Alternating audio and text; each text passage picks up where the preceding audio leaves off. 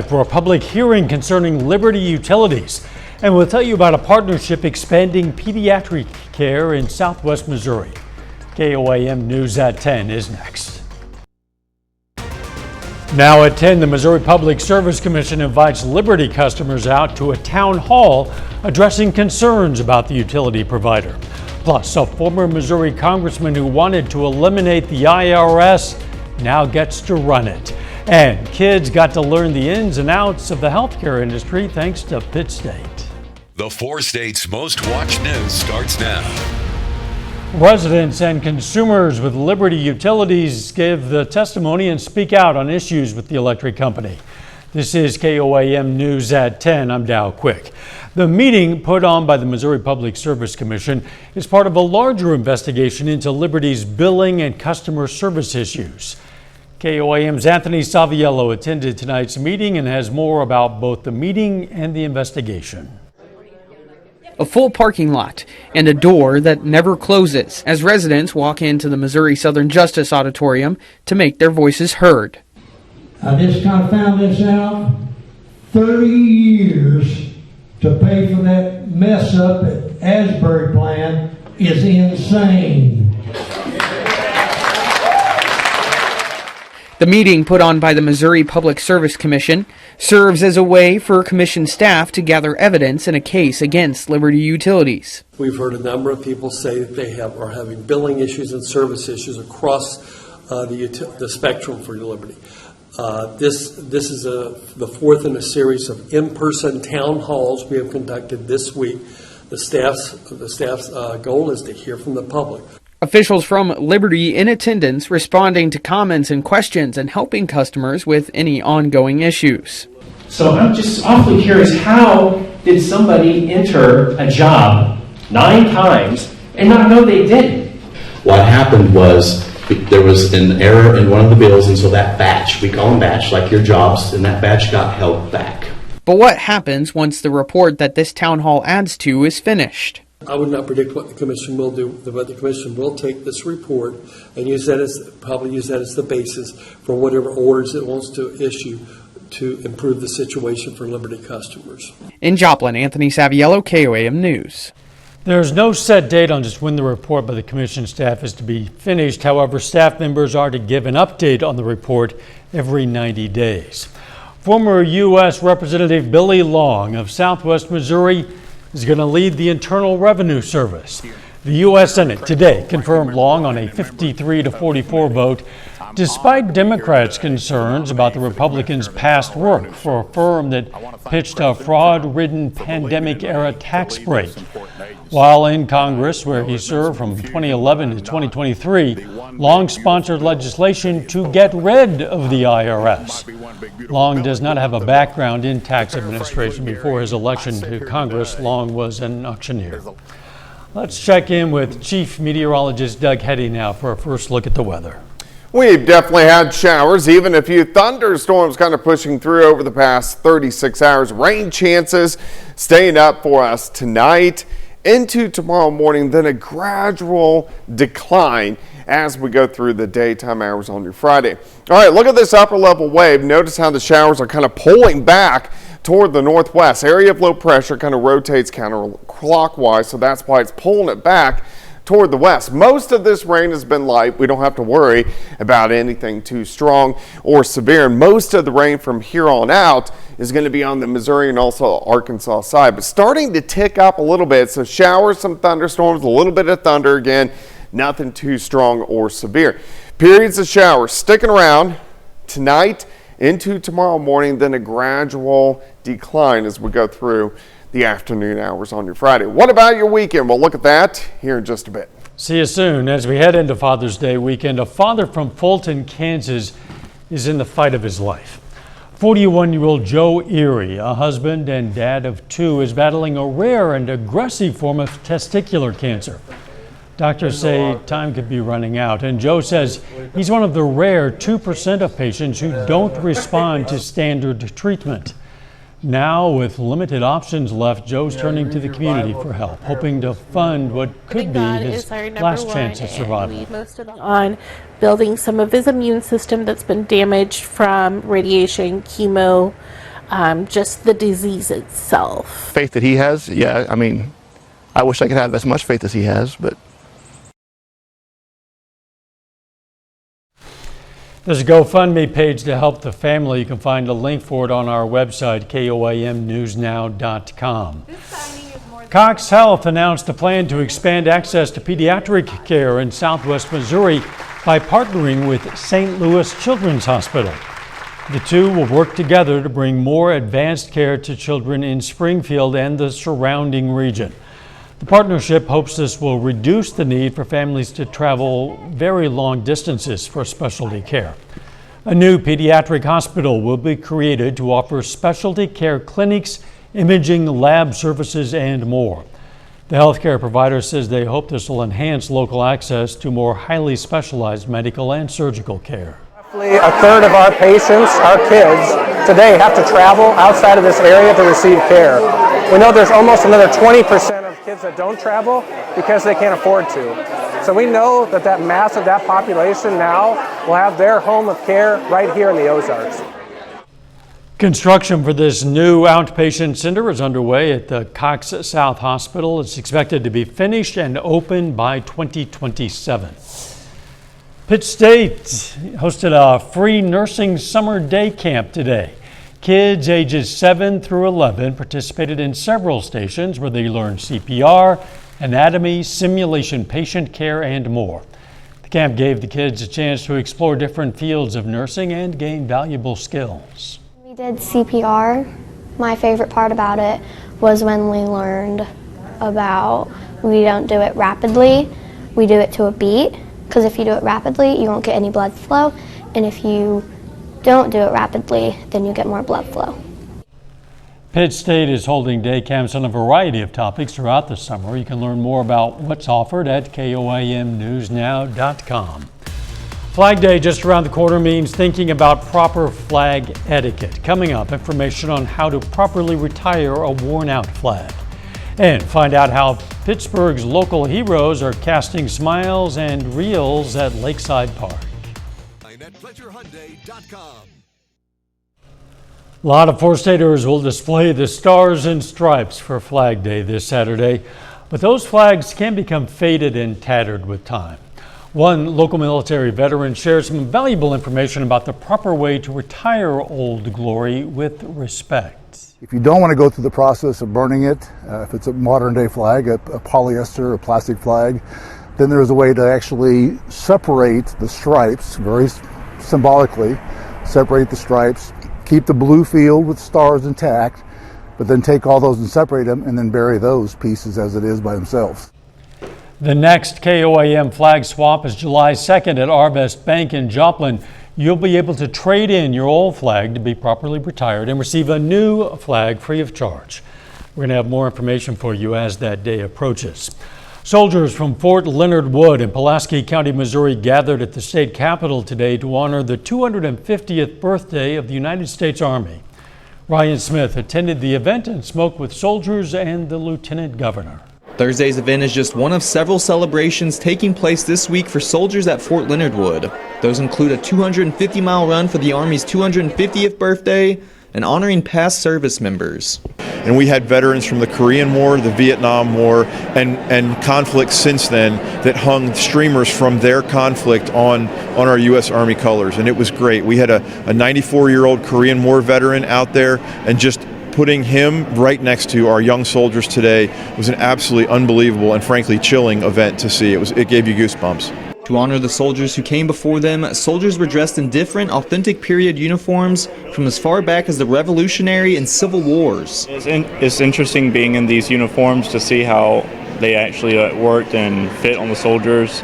Obviously, the shoes are very different from how we have them nowadays, and we wouldn't be here without their service. The United States Army was established on June 14th, 1775.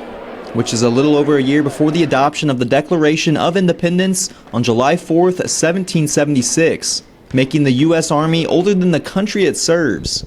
So again, we appreciate the United States Army, all the military families, their service for the state of Missouri, for our country. And a national celebration is going to take place in Washington, D.C. That event, which will also feature a wreath-laying ceremony at Arlington National Cemetery, will also include live music, a parade, fireworks, as well as appearances by senior military leaders and veterans. Families and friends gather at Lakeside Park in Pittsburgh for a real good time with local heroes. Pittsburgh Parks and Rec hosted a free fishing event this evening, bringing the community together for an evening of fun and outdoor adventure. It was a way for residents to connect with local heroes and enjoy some quality time by the water. We've got Lakeside Park, University Pond, Lincoln Park. There's plenty of fishing opportunities close to home here in Pittsburgh. So trying to highlight that and get people connected with the community, but then also with our heroes of the community as well. The city provided all the fishing gear and no license was needed, making it easy for everyone to join in. Mark your calendars, Pittsburgh's planning a family fun fishing night on July 17th. Later, bright swimsuits can save lives. Learn why color matters for safety in the water. Plus, it looks like we have a little bit more rain in the forecast. We're going to look at that coming up. Nominate your We have definitely had the on and off showers across the region, even a few thunderstorms over the past couple days. But from here on out, it looks like just kind of light to moderate showers. There may be a rumble or two of thunder as we go through time. Here's our upper level wave, counterclockwise flow, so that's why the showers are kind of lifting back toward the north and to the west, which is somewhat typical of what we see during the summer months. Let's go ahead and zoom in, and you can see these showers, a couple little thunderstorms, so showers down through parts of McDonald County, and then just kind of hit and miss light showers north of I-44, but ticking up just a bit in McDonald County into Benton County. But again, overall, not a huge deal. It's not going to be a huge deal as we go through the overnight hours for us tonight. All right, rain chances kind of high tonight, and then they taper very quickly as we go into the afternoon hours on your Friday. Let's go through time. Here's midnight, scattered showers, maybe a rumble or two of thunder. Rain kind of picks up tonight into tomorrow morning. So here's kicking off your Friday about 6 a.m. As we go through the morning, light showers kind of rotating through. And then once we get into the afternoon, any showers mainly on the Missouri and Arkansas side, but starting to push out. High temps mainly into the upper 70s to near 80 degrees. We clear out tomorrow night. We only dip back upper 60s for overnight lows. Thunderstorms out across central Kansas. Those aren't going to make it here. And then Saturday actually looks pretty good.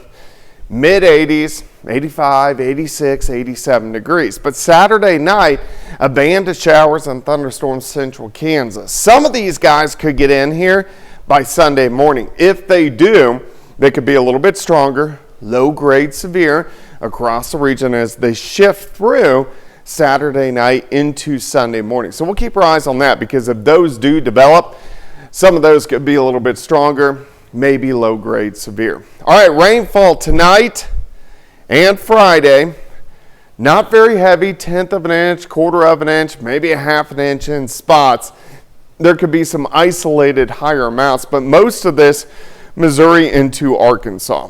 Looking outside right now, a great shot of our Indigo Sky Casino and Resort just outside of Seneca, Missouri. Temperatures upper 60s to near 70, pretty close to our overnight low.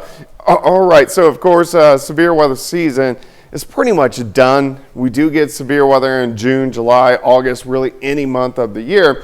But the reason severe weather season, traditional season, shuts down, jet streams way up into Canada. So our storm systems that would have produced severe weather back in the pattern, because we're in cycle 7, aren't strong. So this is a weaker upper level wave that lifts off toward the north and to the east over the next couple days. High pressure eventually builds in, and that allows us to heat up as we get into next week. 78 tomorrow, 87 Saturday. Let's go 85 on Friday. We'll watch for those morning storms. Mainly dry next week. We are going to get some thunderstorms on Wednesday. Every other day should be mainly dry. The high temps into the 90s. That's hot. Yeah, it's getting up there. Officially hot. There you go. Yes, it is. Thanks. It is hot. Summer is approaching, in fact. While many have hit their local pools, there are still a few things to keep in mind if you haven't purchased your swimming attire for your family. Chris Bryant takes us to the pool for a lesson on how the color of your swimsuit can make you more visible when you're in the water. Whether you hit the pool or the lake, the color you wear makes a difference on how visible you are in the water. And I always try to put them in bright colors because just wherever they're at, you want them to be able to be spotted. So that's usually what we go for. Is we like bright colors. I like to be able just to see them whether they're in the water or not. When it comes to swimsuits, there's so many styles, colors, cuts, patterns. And when it comes to what somebody wears, it's as different as each other's personalities. The director of Parks and Recreation for the city of Ozark says lifeguards are trained to react to all situations, but says brighter colors always help when spotting trouble. Brighter colors always help because, again, you're dealing with light refracting in the water. However, for the lifeguards, they're trained to respond to any color suit.